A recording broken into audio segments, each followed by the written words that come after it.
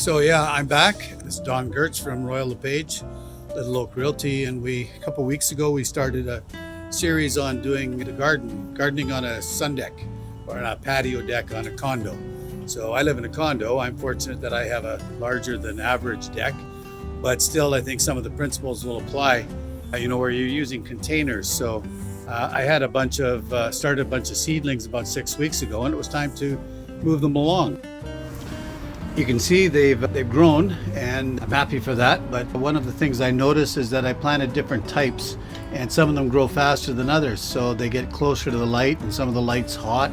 And so anyway, it was a bit of a challenge.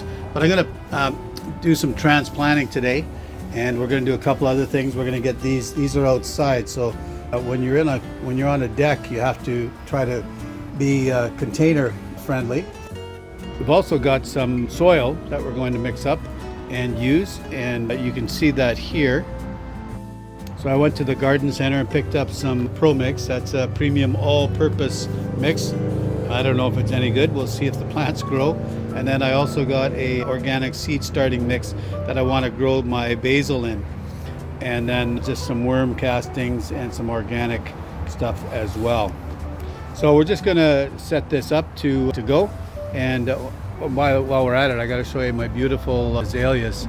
So they're in full color right at the moment. So they get this beautiful purpley pink hue, and they're just gorgeous.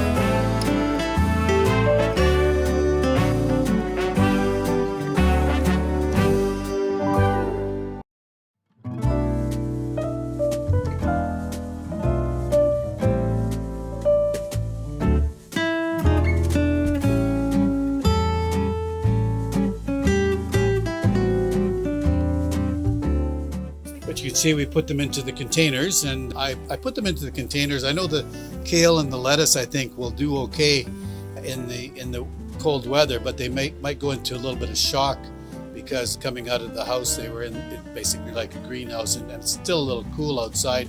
It's April 26th. And I didn't have room for the cilantro, and it was getting a little out of control. So I thought, what the heck, we'll see if the cilantro will take off by itself. Put the tomatoes into some bigger pots, and I'm going to move them inside under light.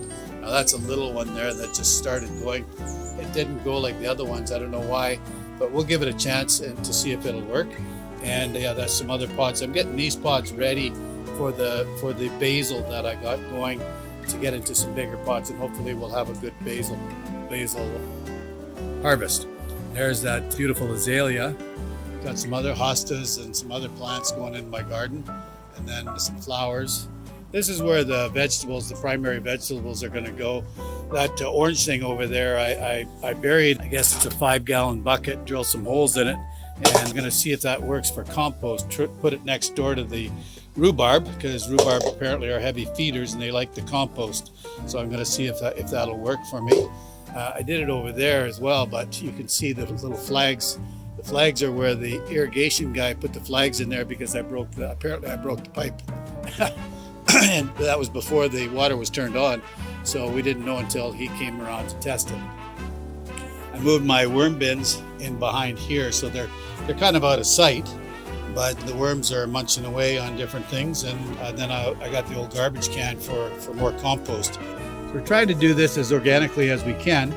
But, a condominium, you don't have, well, number one, I don't have the tools, I don't have the equipment, but we'll see if we can fluke out. I was thinking that I'm going to try to do this on a regular basis. So we're taking off, I guess, for a week next week. So maybe in a couple of weeks we'll come back and see how things are going. So take care. And again, this is Don Gertz, Royal LePage, Little Oak Realty, and this is Gardening in a Condo. So take care. Bye-bye.